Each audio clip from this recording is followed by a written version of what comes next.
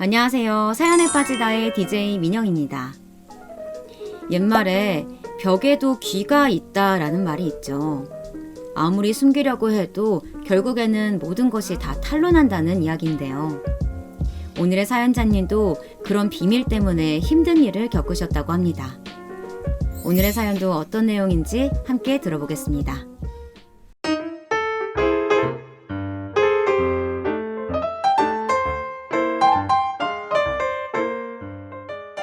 안녕하세요. 임대업을 하고 있는 60대 여성입니다. 제게는 딸아이가 하나 있어요. 심장이 약하게 태어나서 어릴 때는 병원을 계속 다녀야 했지만 초등학생 때 수술을 받고 나서부터는 다른 아이들과 다름없이 자랐습니다.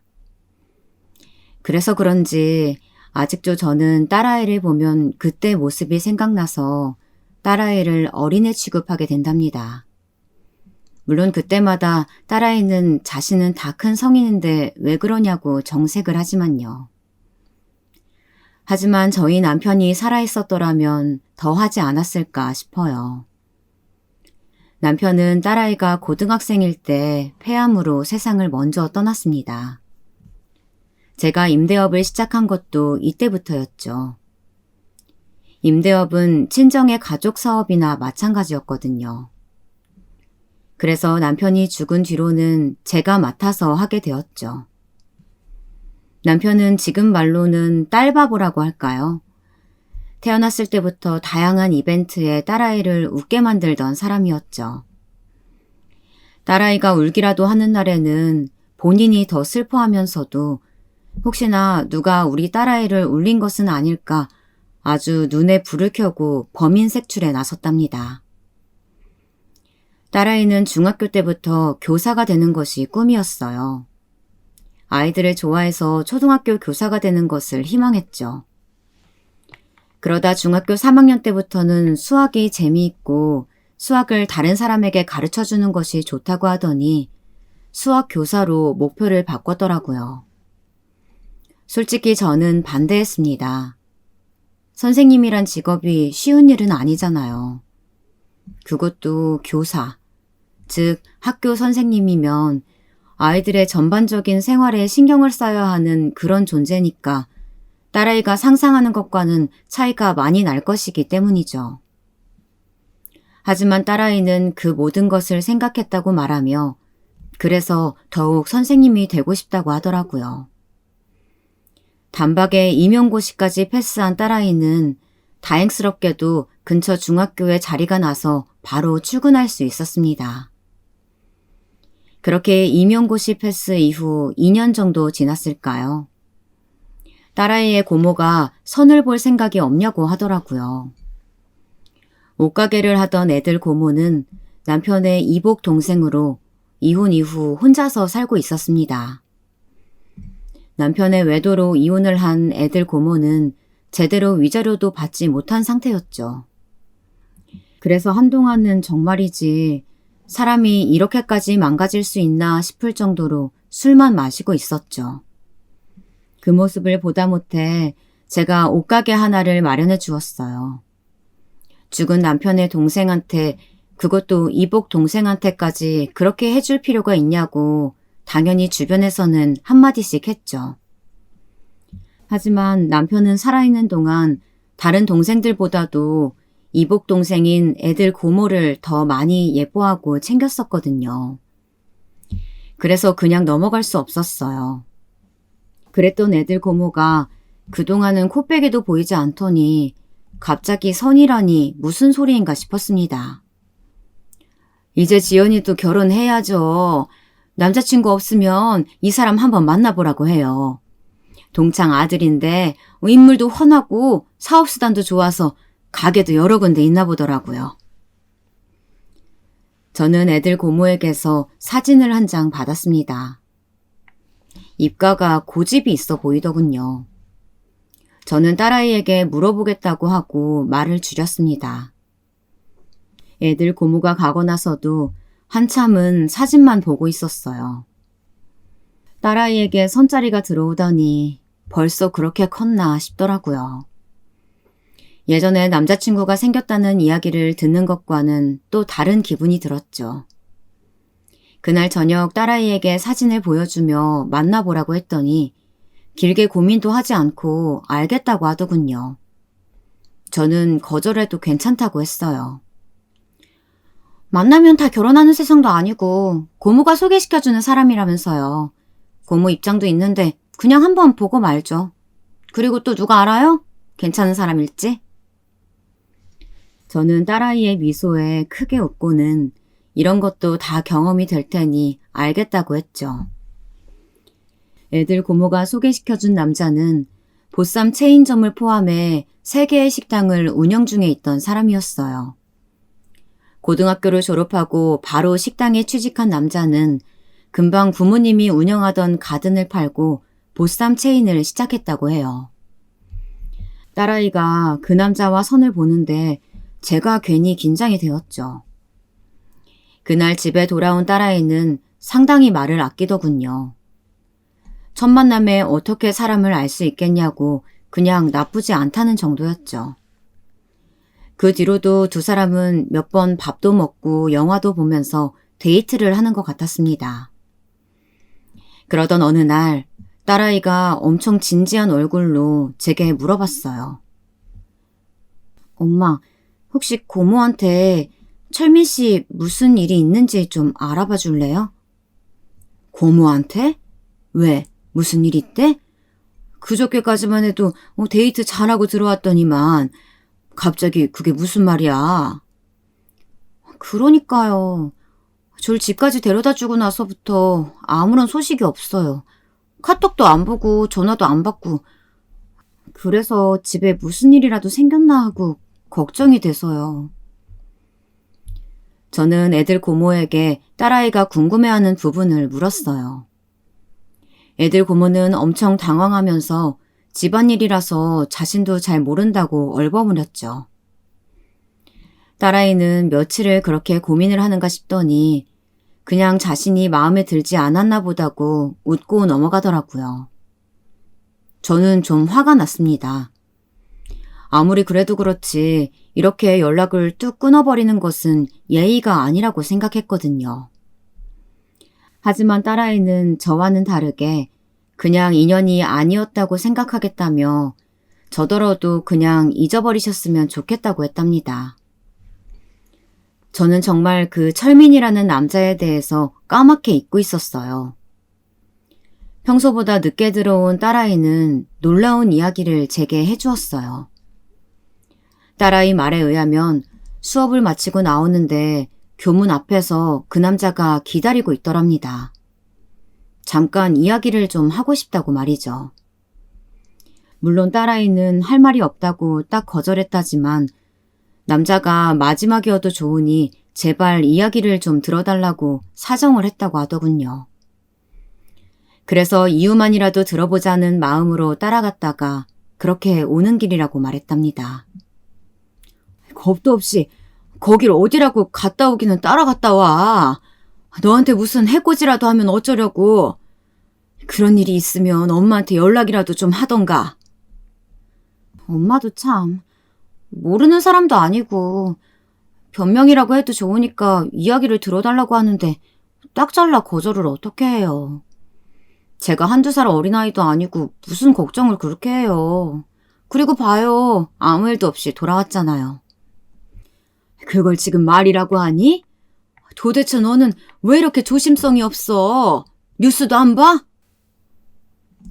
제가 워낙 정색을 하고 화를 내자 그제야 딸아이는 잘못했다고 2번 다시는 이런 일을 만들지 않겠다고 약속을 했죠.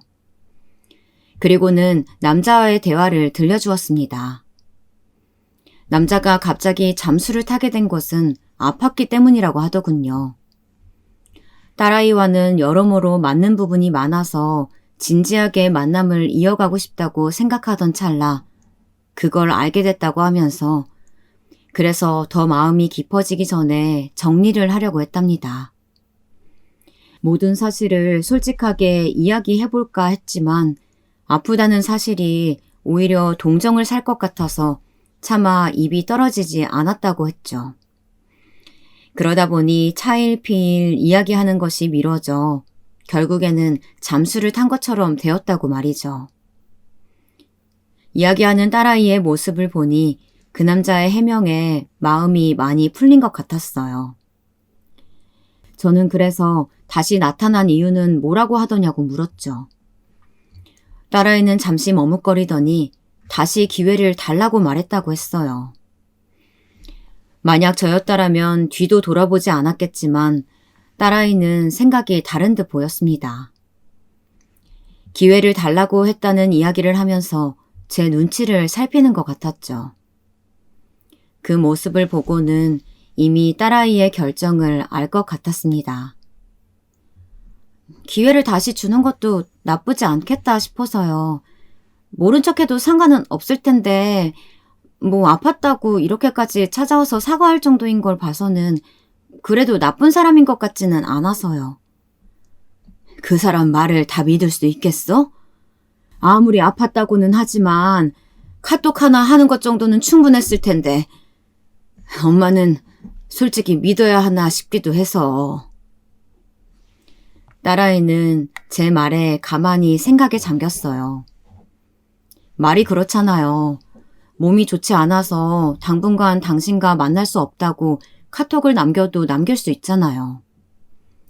끝까지 입 다물고 있다가 이제 와서 갑자기 사실 그때는 그랬다며 이야기한다는 것이 과연 믿어도 될 사람인가 저는 그런 생각이 들었거든요. 하지만 딸아이는 조금 더 만나보고 싶다고 하더군요. 저는 더 이상의 설득은 무리겠다 싶어서 딸아이의 말대로 좀 더 지켜보기로 했습니다.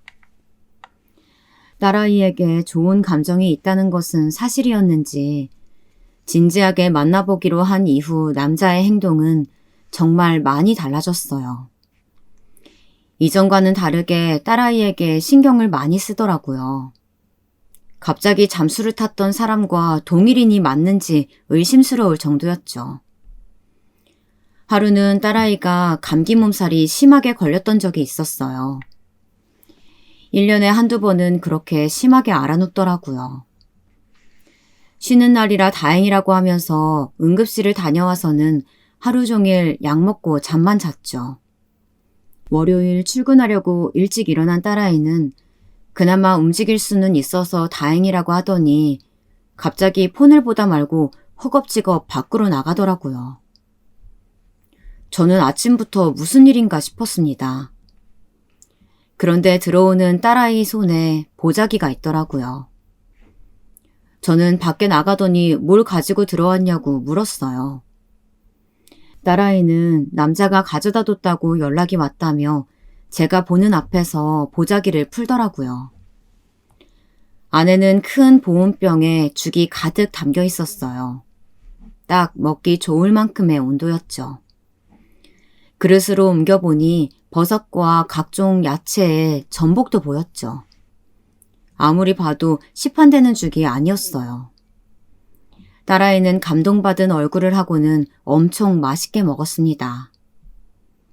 저도 먹어봤는데 간도 딱 좋고 정말 맛있더라고요. 누가 만들었는지는 모르지만 정말 음식 솜씨가 좋구나 싶었답니다. 아직 몸도 성하지 않은데 버스나 지하철을 어떻게 타려고. 엄마가 데려다 줄게. 오늘 일정 괜찮으세요? 할아버지가 시키신 일 있다고 하지 않으셨어요? 너 데려다 주고 가도 늦지 않아. 걱정하지 말고 어서 나가자. 저는 평소보다 이른 시간에 딸아이를 데려다 주기 위해 나섰죠. 그런데 집 앞에 못 보던 차가 있더라고요. 그러더니 저와 딸아이를 보고는 차에서 한 남자가 내렸죠. 사진으로만 봤던 철민이었습니다. 저를 보자마자 90도로 허리를 숙여 인사를 한 남자는 약간은 낭패라는 눈으로 저와 딸아이를 바라보았죠. 죽 정말 맛있게 잘 먹었어. 주고 간 거 아니었어? 언제부터 여기 있었던 거야? 처음 만들어 본 죽인데 맛있었다니까 다행이다. 너 출근하는데 데려다 주려고 그랬지. 어머님도 나오실 줄은 몰랐어요. 남자는 처음 만나는 제게 대뜸 어머니라고 부르면서 쑥스러운 듯 뒷머리를 만지더군요. 저는 굳이 호칭을 지적할 필요가 있겠는가 싶어서 그럼 딸아이를 잘 데려다 달라고 말하고는 먼저 집으로 들어왔어요. 틈으로 보니 뭐가 그렇게 좋은지 딸아이가 볼을 발그레하게 붉히고는 남자가 열어준 조수석에 타면서 까르르 웃더라고요. 저렇게 웃을 수 있게 해주는 남자인데 내가 잠수 사건으로 너무 나쁘게만 봤던 것은 아닐까 그런 반성도 들었죠. 그렇게 딸아이를 데리러 왔던 남자는 퇴근 시간에 맞춰서도 딸아이를 집에 데려다 주었어요. 심지어는 오는 길에 병원까지 들렀더라고요. 제가 마음이 흔들리기 시작한 것도 바로 이 시점부터였어요. 그 뒤로도 딸아이는 그 남자와의 만남이 퍽이나 즐거워 보였어요. 다녀오면 항상 재밌어 했고 종종 제게도 어떤 일이 있었는지 어디를 다녀왔는지 말해주기도 했죠. 이벤트가 상당히 다양하다고 해야 할까요? 특정 기념일만 챙기는 것이 아니라 평소에도 소소하게 깜짝 선물을 하는 것 같았죠. 딸아이의 감동 포인트를 이렇게 정확하게 알고 있나 싶을 정도로 말이에요. 특히 손편지를 종종 써주는 모양인데 그때마다 딸아이의 얼굴에는 아주 빛이 나더라고요. 그날은 딸아이의 생일이었어요. 아침부터 남자 쪽에서 근사한 일정을 잡았다고 하면서 신나게 나갔던 딸은 생각보다 이른 시간에 집에 들어오더라고요. 저는 당연히 저녁까지 먹고 늦게 올 줄 알았거든요. 오자마자 딸은 잠시 제게 밖으로 나가자고 하더군요. 어리둥절했죠. 아무 설명도 없이 나가보면 안다고 하는데 저도 정신이 하나도 없더라고요. 나갔더니 그날 봤던 차가 있었습니다. 어머니 안녕하세요. 그때는 제대로 인사도 못 드렸습니다. 정식으로 인사드리겠습니다. 홍철민이라고 합니다. 남자가 인사를 하더니 쭈뼛거리면서 트렁크를 열더니 커다란 꽃다발을 꺼내 제게 내밀더군요. 저는 순간 제가 오늘 딸아이와 남자를 집에 초대했었던가 생각을 더듬어 봤을 정도로 당황했어요. 왜 꽃을 저에게 주는지 이해가 되지 않았거든요. 제가 너무 오래 서 있었는지 딸아이가 제 팔을 톡톡 치면서 불렀죠. 그래. 미안해요. 내가 갑자기 커다란 꽃을 받아서 좀 놀랐어요. 오늘은 우리 딸아이 생일인데. 그래서요. 지연이 태어나게 해주셔서 감사합니다. 꼭 인사를 직접 드리고 싶었습니다. 그래서 인사도 아직 제대로 드리지 않았는데 안 된다고 하는 지연이를 쫄랐어요. 잠깐만 만나 뵙게 해달라고요. 저는 예상 밖의 대답에 꽃다발을 받았을 때보다 더 많이 놀랐어요. 이런 점을 신경 쓰는 사람이었나 싶어 다르게 보이기도 했죠.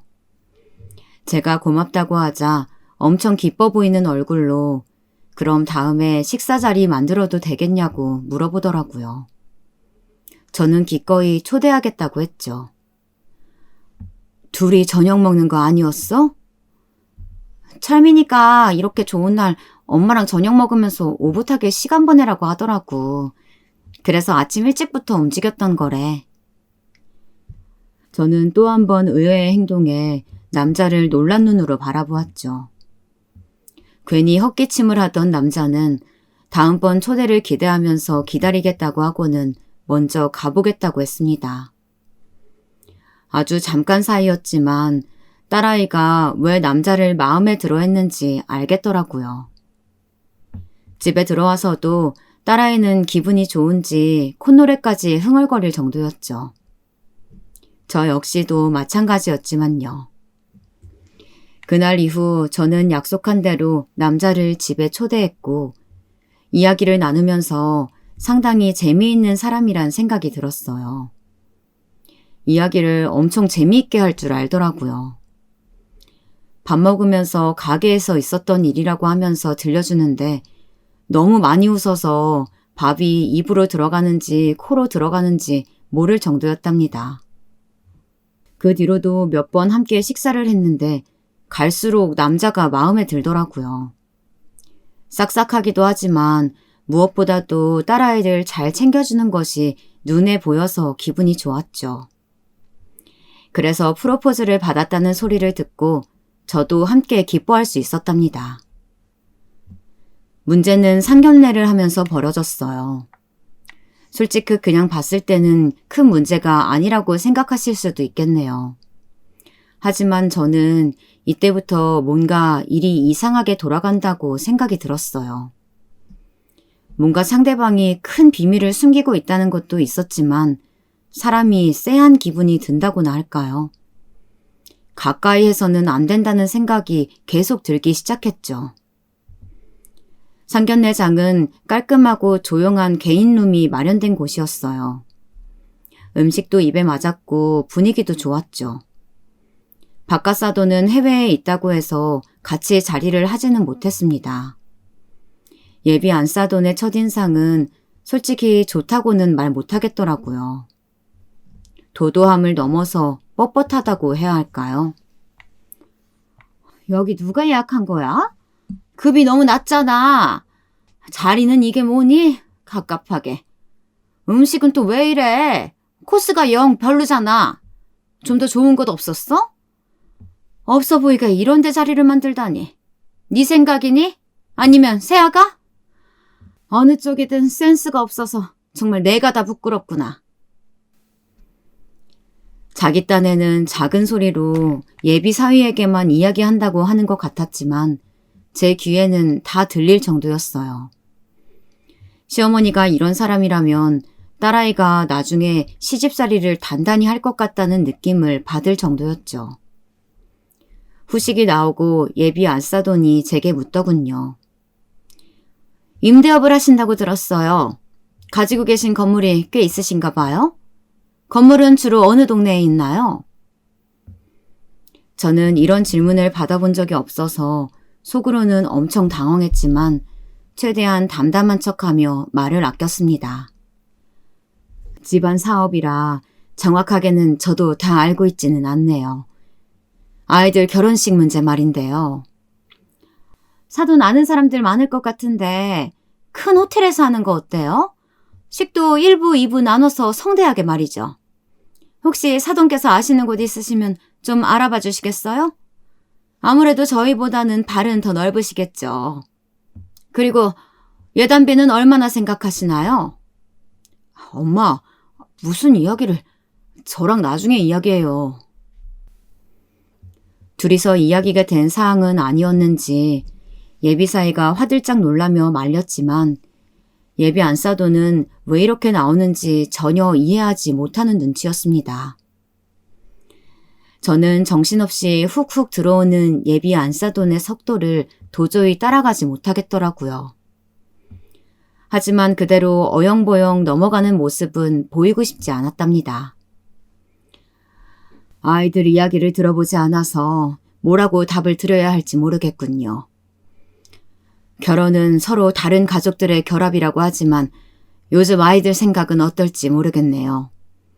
결혼식은 두 사람이 원하는 방향을 들어본 적이 없어서 지금 대답드리기가 곤란하네요. 예단비도 마찬가지고요. 두 사람이 어떤 것을 어떻게 준비하는지 예산을 계획한 것도 아닌데 먼저 나서서 얼마다 이야기하는 게 과연 얼마나 도움이 되겠어요. 저나 사돈은 아이들이 계획한 것 보고 그때 이런 대화 다시 나누는 것이 어떨까요? 아이들이 알면 뭘 한다고요? 그냥 이 자리에서 정하는 게 낫죠. 아이들한테 맡겨두면 어른들 입장은 생각도 하지 않고 그냥 자기들 편한 대로만 하려고 하잖아요. 그러니까 어른인 저희들이 나서서 정리를 좀 해주면 그게 더 낫지 않겠어요? 그리고 어디 돈이 한두 푼 오가는 일도 아니고 말입니다. 글쎄요. 결혼이라는 것 자체가 의미 있는 것 아닐까요? 그 속에 돈이 오간다는 표현은 좀 듣기 거북하네요. 물론 결혼은 가족의 결합이라고 하지만 결혼식은 두 아이들이 주인공이 되는 자리니 저는 전적으로 아이들에게 맡기려고 합니다. 제 말에 예비 안사도는 기분 나쁘다는 얼굴을 했지만 저는 전혀 눈치채지 못한 척하며 후식으로 나온 수정과를 마셨죠. 집에 돌아오는 길에 저는 딸아이에게 결혼식이나 예물에 관해서는 진지하게 고민해서 결정했으면 좋겠다고 말했어요. 모든 것을 다 지켜봤던 딸아이는 제 말에 고개를 끄덕이며 한숨을 내쉬었죠. 결혼식은 예비 안사돈이 기대했던 것과는 전혀 다르게 잡혔어요. 저와는 달리 종교가 있는 딸아이가 성당에서 하고 싶다고 했죠. 예비 사위도 함께 다니는 곳이라고 하더군요. 당연히 예비 안사돈은 펄펄 뛰면서 반대했다고 하는데 그 부분은 예비 사위가 해결을 본 상태라 크게 걱정할 것은 없다고 말해주었습니다. 저는 둘이 원하는 결혼식을 할 수 있는 곳이라면 어디든 반대할 생각이 없다고 확실하게 말해주었죠. 한창 결혼 준비로 바쁠 때에 딸아이가 무슨 할 말이 있는지 제 눈치를 보는 기분이 들었어요. 평소라면 본인이 하고 싶은 이야기를 숨김없이 하는 아이라 무슨 큰일이기에 눈치를 저렇게 보나 싶었죠. 그래서 먼저 아른 체를 할까 하다가 기다리기로 했습니다. 며칠을 그렇게 고민하더니 결심이 섰는지 제게 할 말이 있다고 하더군요.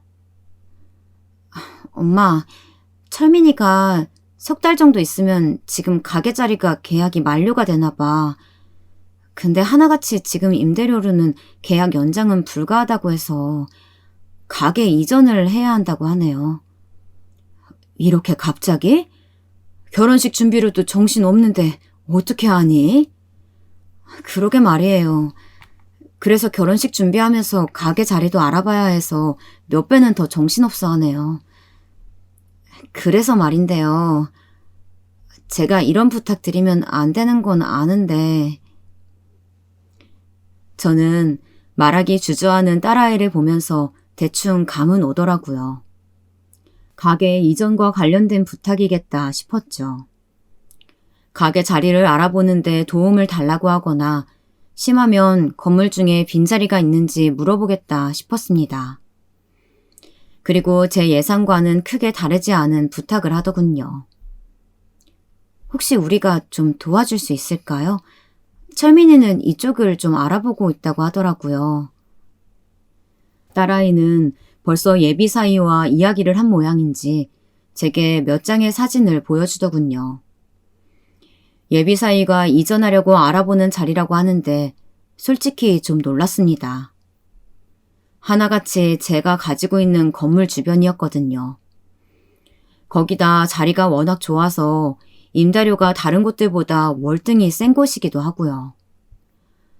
여기는 자리가 워낙 좋아서 임대료가 보통은 넘을 텐데 여기로 온다고? 오히려 지금 있는 자리보다 임대료가 더 높을 수도 있어. 딸아이는 예비 사위가 이왕지사 옮기게 된 거 자리 좋은 곳으로 가고 싶어하는 눈치라고 말했죠.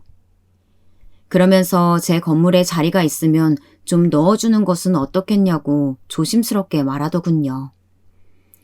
저는 임대료가 높은데도 이곳으로 이전하는 것은 좀 무리수가 아닐까 싶은 생각이 들면서 저도 모르게 혹시 제가 무언가를 해줄 것이라고 기대하는 것은 아닐까 싶은 생각이 들었죠. 상견례 자리에서 보였던 예비 안사돈의 행동을 미루어 봐서 충분히 가능성이 있을 것 같았어요. 저는 우선 딸아이에게는 자리를 좀 알아보겠다고 대답했습니다. 하지만 목에 가시가 걸린 것처럼 개운하지 않았죠.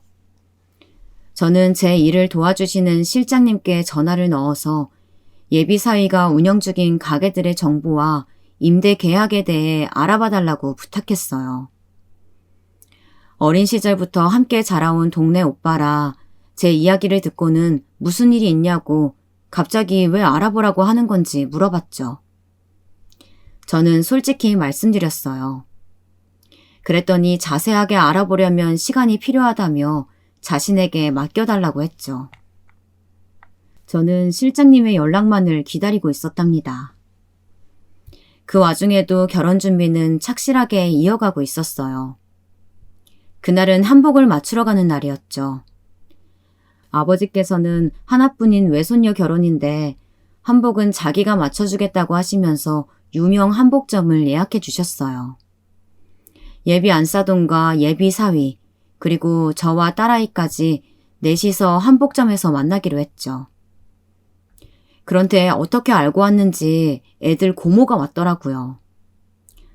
그래도 내가 명색이 고모잖아. 거기다 둘 소개시켜준 것도 있고. 그래서 한복 얻어 입으러 왔어요. 괜찮죠? 미리 연락이라도 주시지 그랬어요. 그럼 저희랑 같이 오셨으면 될 텐데. 애들 고모는 누구랑 같이 온 것이 뭐가 중요하겠냐고 하면서 자리를 차지하고 앉아서는 빨리 원단을 좀 보자고 하더군요. 아버지의 입김이 작용한 건지 곧 사장님이 오셔서 직접 봐주시기로 했다며 책을 둘러보며 마음에 드는 것을 먼저 골라보라고 하더군요. 예비 고모와 예비 안사도는 제일 고급인 원단은 어떤 것인지 물어보면서 이걸로 만들자고 둘이서 아주 신이 났더군요. 딸아이는 옆에서 보니 정신은 딴 곳에 팔려있는 것 같았어요. 예비 사이가 괜찮아 보인다고 권하는 사진에도 고개를 끄덕이기는 하지만 딱히 마음에 들어하는 눈치는 아니었죠. 저는 그런 딸아이의 등을 쓰다듬어주면서 외할아버지가 해주시는 한복인데 예쁜 것으로 골라보라고 말했습니다. 엄마, 괜찮으세요? 고모가... 저는 딸아이의 말을 자르며 다른 것은 신경 쓰지 말라고 단호하게 말했죠. 저는 사장님을 기다리며 많이들 한다는 한복 사진을 넘겨보고 있었어요. 그때 실장님께 카톡이 왔어요. 부탁받은 일이라고 하면서 파일로 왔더군요. 실장님은 이상한 점이 있다고 말하며 꼼꼼하게 보고 결정을 내리라고 말했죠. 막 파일을 확인하려는데 사장님이 들어오셨어요. 손에는 처음 보는 색상의 원단이 들려 있었죠. 안녕하세요. 제가 좀 늦었죠? 원단을 구하러 다니느라고요. 회장님께서 외손녀를 최고로 예쁘게 만들어달라고 신신당부를 하셔서 제가 특별히 원단을 따로 알아봤거든요. 원단을 내려놓고 사장님이 제게 손을 내밀기에 가볍게 악수를 나눴죠. 그런데 옆 테이블에 있던 예비 안사돈의 행동이 좀 이상했어요. 방금까지 애들 고모와 신나게 이야기를 하던 사람은 어디 가고 입을 꾹 다물고 있기만 하더군요. 예비 사위도 마찬가지였어요. 좀처럼 고개를 들지 못하고 자꾸 책으로 얼굴을 가리고 있었죠. 그런데 이상한 것은 예비 안사돈과 예비 사위만이 아니었어요. 저와 웃으면서 인사를 나누던 사장님의 얼굴이 삽시간에 일그러지더니 주먹을 불끈 쥐고 부르르 떨더라고요. 저와 딸아이는 심상치 않은 분위기에 이게 무슨 일인가 싶어 서로를 바라봤지만 소용이 없었죠. 애들 고모도 눈치를 보더니 슬쩍 몸을 뒤로 빼더라고요. 뻔뻔스럽기도 해라. 내 딸 인생을 그렇게 망쳤으면서 결혼한다고 내 가게에 나타나? 감히? 어디로 꽁꽁 숨었나 했더니만 숨어서 이런 짓을 저지르고 있었네.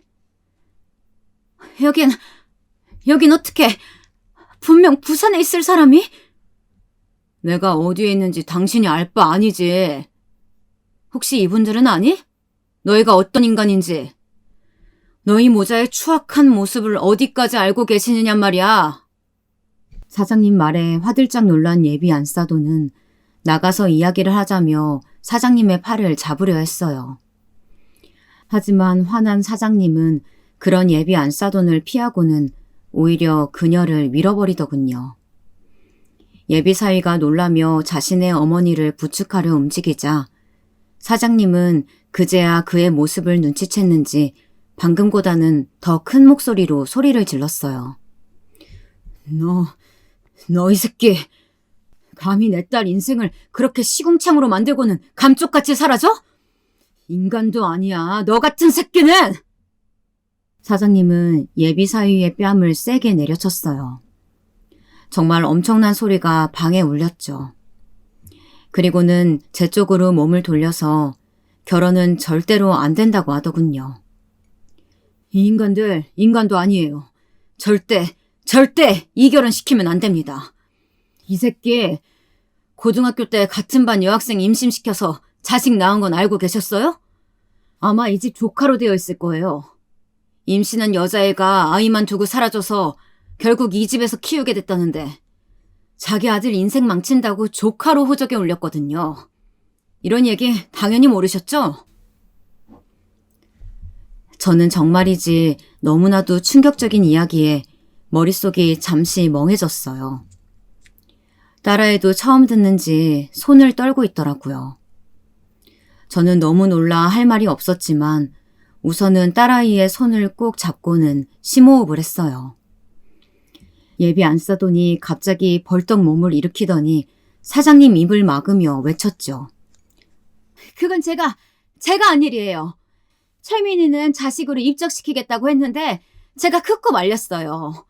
사돈, 어렸잖아요. 아직 책임감이 뭔지 모를 때의 일이에요. 사돈은 엄마니까 제 마음 이해하시잖아요. 자식 잘못되길 바라는 사람이 어디 있겠어요. 제 마음 아시죠? 당연히 저는 그런 마음을 이해할 수 없었어요. 고등학생인데 책임감이 뭔지 모를 때라니요. 저는 어처구니가 없었죠. 이건 와. 어디서 더럽게 내 몸에 손을 대. 그럼 내 딸한테 한 일은 아직도 저 새끼는 책임감이 뭔지 모른다니? 그래서 그랬어? 결혼하자고 약속까지 했다며. 그래서 임신까지 시켰으면서 뭐? 아이를 지워? 결혼은 급이 맞아야 하는데 착각을 해. 오해세요. 저희가 그 이유로 헤어진 건 아니에요. 그럼 무슨 이유로 헤어졌는데? 무슨 이유가 있었기에 자기 애라는 증거가 어디 있냐고 그랬어. 야, 너 입이 있으면 네가 말해봐라. 무슨 생각으로 우리 딸한테 남자가 너 말고 또 있었던 거 아니냐고 했는데? 예비 사위의 얼굴은 붉다 못해 칙칙할 정도로 검게 변한 상태로 사장님의 눈을 보지도 못했죠. 예비 안 싸더는 다 모함이라고 하면서 어떻게든 사장님의 입을 막으려고 했지만 오히려 바닥에 내팽개치기만 했죠. 저는 이런 미친 상황에 딸아이가 있다는 사실이 소름이 돋을 정도로 싫었어요. 왜 말을 못해? 그럼 뭐가 이유라서 헤어졌냐고. 네 입으로 그랬다며. 애초 결혼할 생각 없이 잠깐 만난 거라고. 잠깐 놀려고 만났는데 우리 딸이 진지해져서 재미가 없었다고. 네가 말했잖아. 아니야? 우리 애는 네 그 말 때문에 충격받고 약을 먹었어. 죽으려고 했다고. 겨우 늦지 않게 발견해서 살았지만 뱃속에 아이까지 잃고 지금은 어떤 상태인지 네가 알기는 해? 우리 애를 그렇게 망쳐놓고 네가 지금 결혼을 한다고 내가게에 나타나? 그 일이 있었던 때가 언젠가요?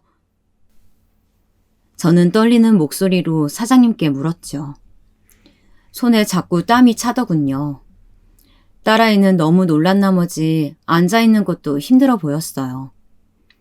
사장님께서는 예비 사이와 자신의 딸이 만났던 시점은 3년 전이지만 이런 일이 있었던 것은 1년이 되지도 않았다고 했죠. 시기를 대충 들어보니 딸아이의 연락을 무시하고 잠수탄 일정과 비슷하더라고요. 예비 사이가 아팠던 것이 아니라 자신의 아이를 가졌다고 하는 여자에게 행패를 부리고 있던 시간이었던 거죠. 딸아이는 벌떡 일어나 예비 사이에게 다가가서 뺨을 때리려는 듯 손을 들어 올렸어요. 하지만 마음이 약한 딸아이는 어떻게 하지도 못하고 그대로 멈춰서서는 부들부들 떨기만 했죠. 예비 안싸도는 감히 누구에게 손찌검을 하려는 것이냐며 그런 제 딸아이를 밀었어요. 제 이성이 끊어진 것은 바로 이 시점이었어요. 두 손 싹싹 빌어도 시원치 않을 판국에 제 딸아이에게 손을 대다녀. 저는 바로 예비 안싸돈의 머리채를 휘어잡고는 딸아이가 날리지 못했던 뺨을 시원하게 날렸습니다. 예비 안싸돈은 아프다고 소리를 고래고래 질렀지만 저는 눈 하나 깜짝하지 않았죠. 거짓말만 늘어놓고 우리를 속였으면서 어디서 내 딸한테 손을 대. 인간 같지도 않은 것들이 어떻게 사람의 탈을 쓰고 그런 짓을 저지를 수가 있어. 사장님의 딸에게도 내 딸에게도. 내가 너희들 가만히 둘 것 같아? 각오해. 내가 무슨 수를 써서라도 너희 모자 가만히 두지 않을 테니까. 이거 놓고 말해. 막말로 우리가 너희한테 뭘 했는데. 임신을 시키기라도 했어? 결혼 준비하던 사이인데 네가 뭘 당했다고 그래? 이거 안 나? 혼의 자식 이야기는 물론 처음부터 다 거짓말인데 우리한테 아무것도 잘못한 게 없어? 아직 정신 못 차렸지? 뻔뻔하게 눈을 치켜뜨면서 소리를 지르는 예비 안사돈의 모습에 뺨이라도 한 대 더 때리려고 손을 들었더니 급하게 사장님께서 막으셨어요. 제 손목을 강하게 쥐는 힘에 정신을 차린 저는 주저앉아 멍하게 있는 딸아이를 일으켜 세워서는 먼저 가보겠다고 사장님께 인사를 드리고 몸을 돌렸어요. 그런데 엄청 놀란 얼굴로 가만히 숨죽이고 있는 애들 고모가 보이더군요. 처음부터 예비 사위를 소개시켜준 사람이 애들 고모다 보니 당연히 원망이 가더라고요. 다 알고 계셨어요? 설마 다 알고 계시면서 지연이한테 만나보라고 하셨던 것은 아니죠? 설마. 당연하죠. 지연이를 제가 얼마나 아끼는데 그런 일을 저지르겠어요. 저 아니에요. 웃기지 마. 나한테 굉장한 돈줄이 있다며. 웃기지 마. 나한테 굉장한 돈줄이 있다며. 딸 하나뿐인데 돈도 많아서 사이만 되면 한탕 크게 할 수 있다고 깬 사람이 너잖아. 어디서 너만 살겠다고? 저는 그래도 애들 고모만큼은 관련이 없길 바랬는데 너무 허탈했죠. 애들 고모는 거짓말이라고 하면서 자신은 정말 관계가 없다고 했지만 저는 조금도 믿을 수가 없었어요. 사장님이 처음 들어오실 때부터 당혹감을 숨기지 못했던 애들 고모였기에 저는 두 사람이 이미 한패였다는 것을 확신했죠. 두고 봅시다. 앞으로 어떤 일이 벌어질지. 저는 비틀거리는 딸아이를 부축해서는 바로 한복점을 빠져나왔어요. 집으로 오는 차 안에서 딸아이는 참았던 눈물이 터졌는지 통곡을 하며 울었어요. 그러면서 자꾸만 제게 미안하다고 했죠. 그 소리에 하늘이 무너질 것 같았지만 이를 악물고 버텼습니다. 저는 잘못도 없는 사람이 왜 사과를 하느냐며 예비사위가 찾아오거나 연락이 오더라도 절대 상대해주지 말라고 단호하게 말했어요. 집에 도착하자마자 아버지에게 전화가 왔습니다. 너는 뭐하는 인간이야? 애미가 되어서는 제대로 알아보지도 않고 지연이가 그런 인간 만나게 둬. 칠칠치 못한 거. 그래서 앞으로 어떻게 할 작정이야? 우리 소녀 눈에서 눈물 흘리게 한 인간 이대로 두고 넘어갈 거냐? 제가 알아서 합니다. 아버지까지 나설 필요 없어요. 제가 도움 필요하면 말씀드릴게요. 제 딸이에요. 당연히 제가 알아서 해요. 아버지는 어떻게 하는지 지켜보겠다고 말씀하셨죠. 저는 우선 애들 고모가 운영하고 있던 가게와 살고 있는 집을 일주일 안으로 당장 정리하라고 했어요.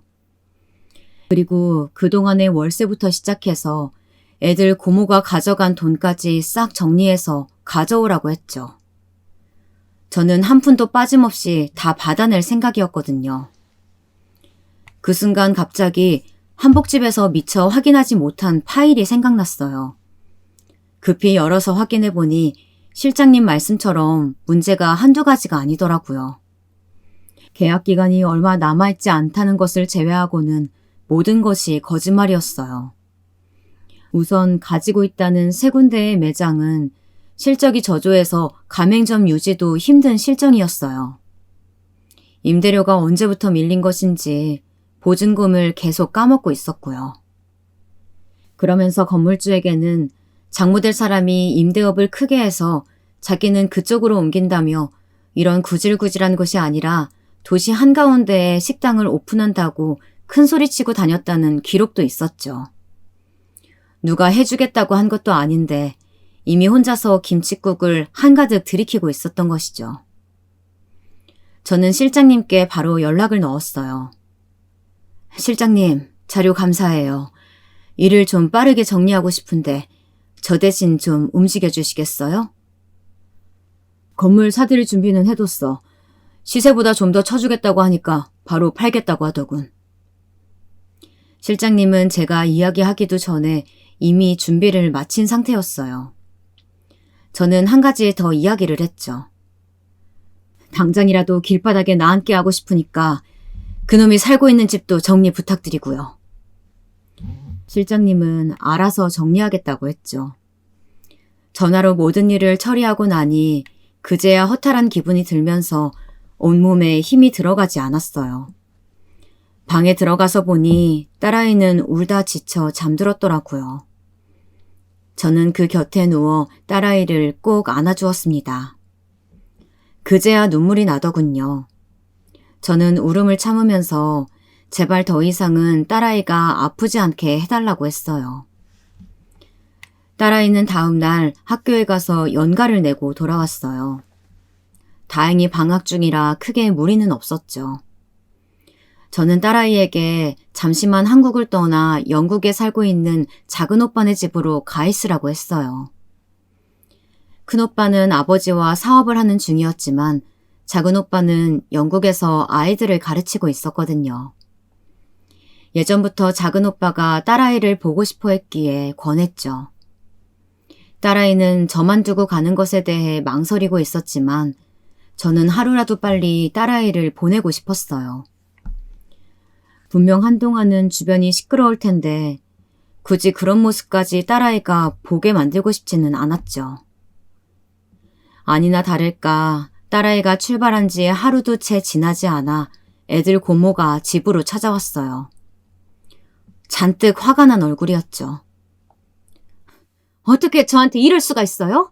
집이며 가게며 저한테는 한마디 상의도 없이 다 정리하시면 어떻게 살라는 말이에요?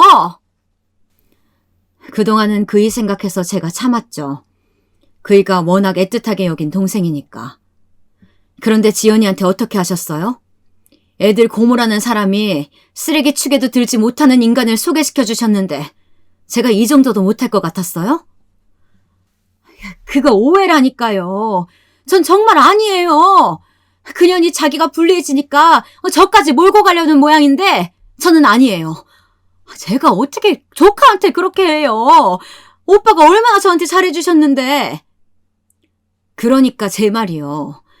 그 일을 생각해서라도 그런 짓을 해서는 안 됐는데 말이죠. 왜 그러셨는지 궁금하네요. 하여튼 빨리 정리해주세요. 어차피 다른 사람들 다 시켰으니까 그냥 집만 챙겨서 나가시면 되겠네요. 저는 애들 고모가 눈물까지 찍어내며 너무하다고 했지만 냉정하게 대답했어요. 거짓 눈물인 게 너무나도 뻔히 보였거든요.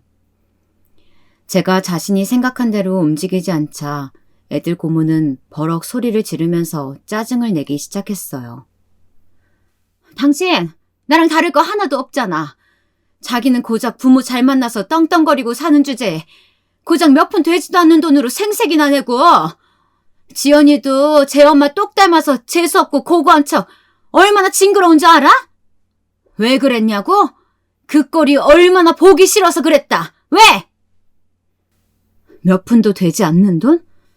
매달 가게 운영 핑계대고 가져간 돈이 얼만지나 알기나 해? 내가 모른다고 생각했어.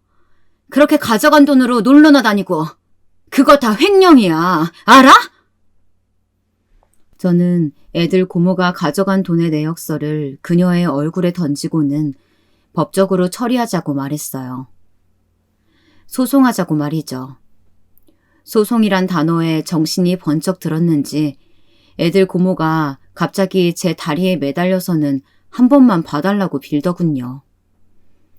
정말이지 무슨 사람이 이렇게 상황에 따라서 자기가 편한 대로 바뀌는지 소름이 돋더군요. 저는 조금의 틈도 보이지 않고 그녀를 밀어냈죠. 내가 잘못했어요. 갑자기 막 집도 가게도 다 빼앗기고 내가 정신이 나갔었나 봐. 딱 한 번만 용서해줘요. 우리 오빠 생각해서, 네? 빼앗기다니. 원래 내 거였어요. 그리고 더 이상 그이 이름 부리지 말아요. 나중에 죽어서 그이 만났을 때 날 원망해도 어쩔 수 없죠. 나는 더 이상 당신을 참아줄 생각이 없거든. 저는 경찰을 부르기 전에 당장 내 집에서 나가라고 했죠. 애들 고모는 절대 안 나가겠다고 행패를 부리더니 결국은 제가 부른 경비들의 손에 끌려나갔어요. 정말 온몸에 진이 빠지더군요. 머릿속에는 애들 고모의 말이 자꾸 생각났지만 애써 머릿속을 비우려고 했죠. 그 일이 있고 나서 한동안은 조용했어요.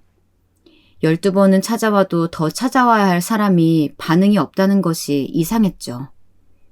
하지만 그것도 잠시, 사람이라면 그런 행동을 하고도 제 앞에 찾아올 수 있을 리가 없다고 생각하고 새로 거래한 건물을 찾아갔죠. 정리 중이라고 들었던 것도 꽤 지났으니 지금쯤이면 깨끗하게 마무리되었을 것이라고 생각했습니다. 다른 두 곳은 확실하게 정리가 되었더라고요.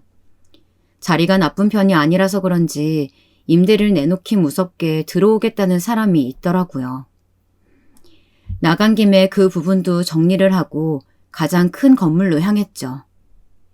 예비사위에 보쌈집이 있던 곳이었죠. 하지만 그곳은 아직 정리가 덜 되었더라고요. 이게 무슨 일인가 싶어 가까이 다가가자 다른 가게 사장님으로 보이는 사람이 제게 다가와서 물었어요. 혹시 건물주 되세요? 저번에 한번 만나 뵀던 것 같아서요. 맞습니다. 이게 다 무슨 일이죠? 여기는 왜 이런 상태고요? 다들 왜 밖에 나와 계세요? 진짜 해도 너무해서 이렇게 다 따지는 중이에요. 지금 며칠째 가게 문을 닫고 들어가서는 열어주지도 않는데 안에서 무슨 짓을 하는지 역한 냄새가 아주 코를 찌른다고요. 손님들이 이게 다 무슨 냄새냐고 할 정도예요. 진짜 아무리 불러도 나오지도 않고 전화도 안 되고 미치겠습니다, 아주. 가게 주인의 말처럼 역한 냄새가 가게에서 나고 있는 것 같았어요. 다른 가게 사장님의 말씀으로는 안에서 먹고 자고 하는 것 같은데 쓰레기 처리도 제대로 하지 않는 것 같다고 하셨죠.